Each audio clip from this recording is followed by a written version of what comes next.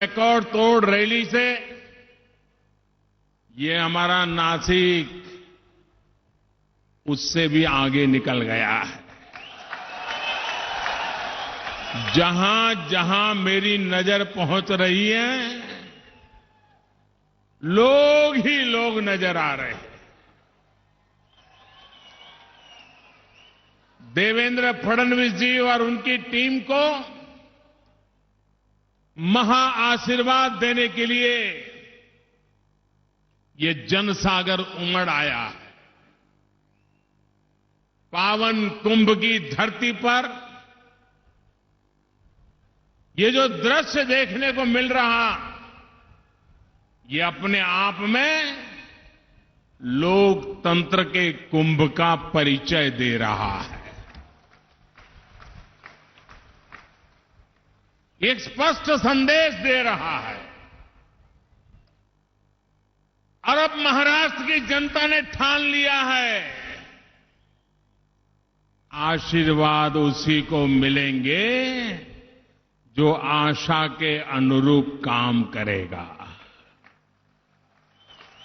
और महाराष्ट्र की जनता ने ये मन बना लिया है। मैं महाराष्ट्र के राजनीतिक पंडितों को आह्वान करता हूं,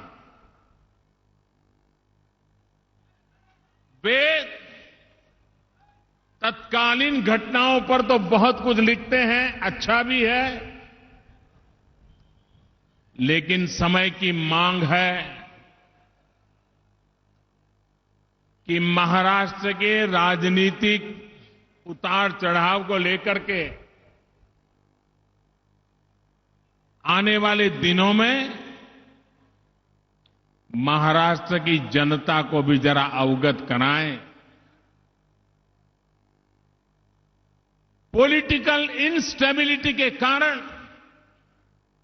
राजनीतिक अस्थिरता के कारण महाराष्ट्र जिस तेजी से आगे जाना चाहिए था, महाराष्ट्र जिस समर्थ के साथ देश को भी आगे ले जा सकता था, अकेले मुंबई महानगरी की चकाचौंध में महाराष्ट्र के दूर दराज क्षेत्र, महाराष्ट्र के गांव, गरीब किसान राजनीतिक अस्थिरता के शिकार हो गए। कोई भी हैरान हो जाएगा कि महाराष्ट्र,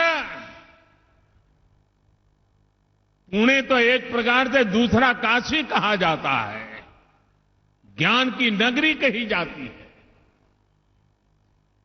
ज्योतिबा फुले से लेकर बाबा साहब आंबेडकर तक अनेक तेजस्वी ओजस्वी महापुरुषों को जिस धरती ने जन्म दिया है, छत्रपति शिवाजी महाराज की चरण रज आज भी हम लोगों को ऊर्जा देती है। उस महाराष्ट्र में कोई मुख्यमंत्री, कोई सरकार लगातार 5 साल न चलना, इतने बड़े लंबे कालखंड में सिर्फ 2 ही उदाहरण, एक वसंतराव और दूसरे देवेंद्र जी।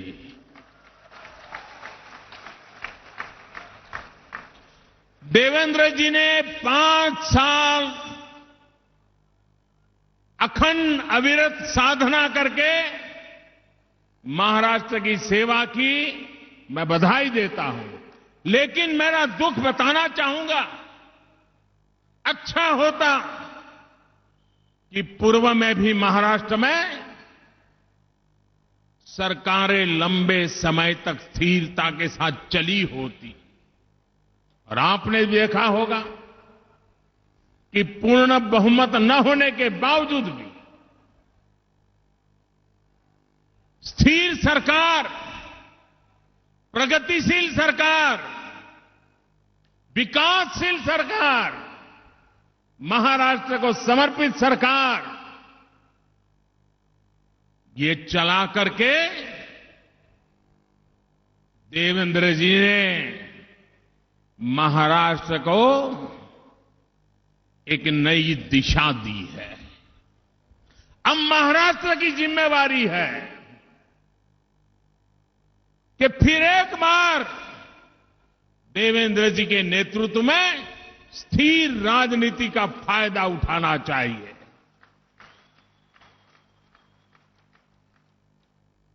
मेरा ये सौभाग्य रहा है, आप लोगों ने इतने आशीर्वाद दिए हैं। मैं गुजरात का रहने वाला हूं, गुजरात को आपका छोटा भाई है। कभी आप ही के साथ एक ही थाली में खाना खाते थे। गुजरात अलग हुआ, महाराष्ट्र अलग हुआ।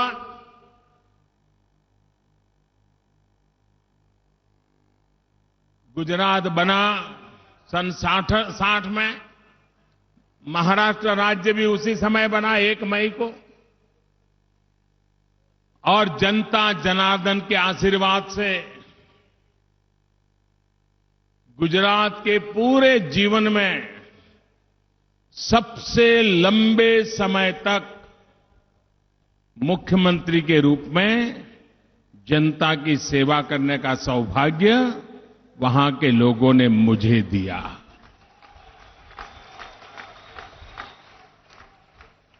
और इतना ही नहीं, पॉलिटिकल पंडितों को समझ नहीं आता है।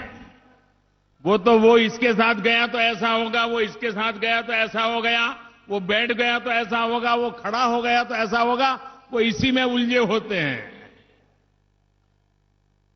जनता जनार्दन के प्रति समर्पण भाव की अपनी एक ताकत होती है। जो फायदा देवेंद्र जी को मिला है, जो कभी मैं राज्य में था तो मुझे मिला था, और जब लोकसभा का चुनाव हुआ, ये हमारे पॉलिटिकल पंडितों को जरा मुश्किल है इन बातों को कहना, तो उनकी अपनी तकलीफें हैं। 60 साल के बाद पहली बार एक सरकार दोबारा चुन करके आई और पहले से ज्यादा ताकत लेकर के आई। ये हमारे देश में 60 साल के बाद हुआ है। और आपने देखा ना, जब आप ताकत देती है तो सरकार कैसे ताकत से काम करती है,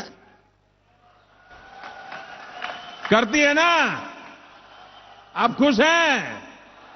100 दिन में नजारा देख लिया।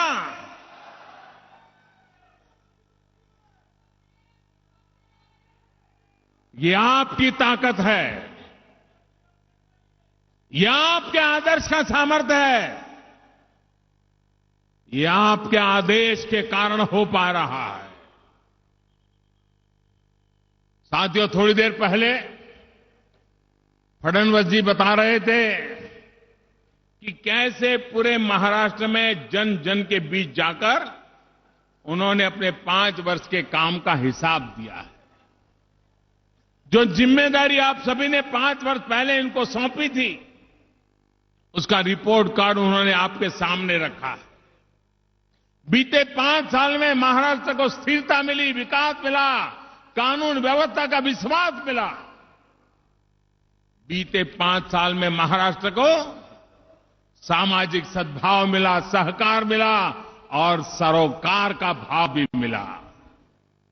बीते 5 साल में महाराष्ट्र को आधुनिक इंफ्रास्ट्रक्चर का झाल मिला, तो यहां की सांस्कृतिक भव्यता को मान और सम्मान भी मिला।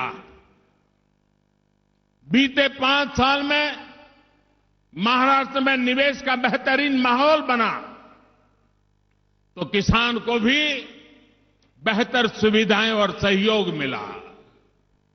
बीते 5 साल में महाराष्ट्र की बहनों को मुद्रा ऋण और स्व सहायता समूहों से स्वरोजगार के अनेक नए अवसर मिले। धुएं से मुक्ति मिली और पानी के लिए संघर्ष भी कम हुआ। बीते 5 साल में महाराष्ट्र के जनजातीय समाज की, बंजारा समाज की आवाज को बुलंदी मिली, उनके सपनों और आकांक्षाओं को नया विस्तार मिला। ये सिर्फ फडणवीस सरकार का रिपोर्ट कार्ड नहीं, ये महाराष्ट्र के उत्थान की कहानी है और आने वाले दिनों में और भव्यता का उसमें संकेत समाया हुआ है।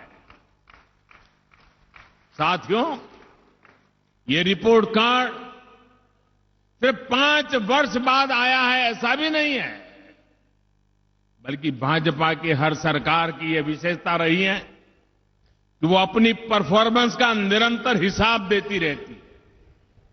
भाइयों और बहनों, लोकसभा चुनाव के दौरान जब आपके बीच में आया था, तब भी मैंने आपसे कहा था कि देश के विकास की गति तेज होगी, समय सीमा के भीतर होगी और समय समय पर उसका हिसाब जनता जनार्दन के दरबार में आकर के देता रहूंगा। केंद्र में नई सरकार को बने 100 दिन पूरे हो चुके हैं और इस कार्यकाल का पहला शतक आपके सामने है, देश के सामने है। इस पहले शतक में धार भी है, रफ्तार भी है और आने वाले 5 वर्षों की एक साफ सुथरी तस्वीर भी है।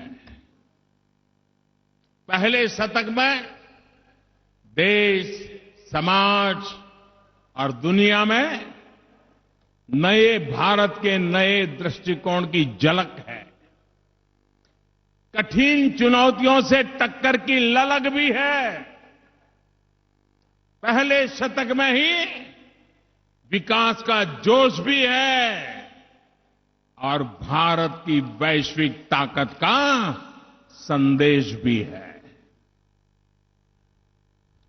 पहले शतक में वेलफेयर का विश्वास भी है और देश के अर्थतंत्र में सुधार का, रोजगार के नए अवसरों के निर्माण का प्रयास भी है। साथियों, इस पहले शतक में प्रॉमिस है, परफॉर्मेंस है और डिलीवरी भी है।